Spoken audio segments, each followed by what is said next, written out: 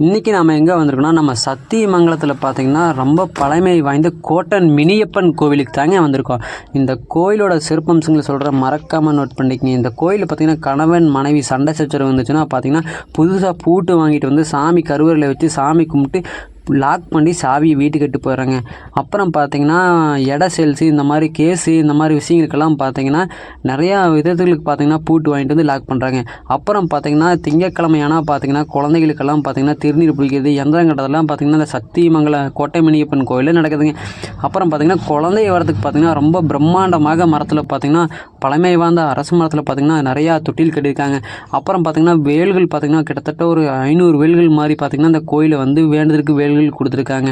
இந்த கோட்டை மினியப்பன் கோயில் உங்களுக்கு பிடிக்குன்னா இதே மாதிரி இன்ட்ரெஸ்டிங்கான வீடியோக்கு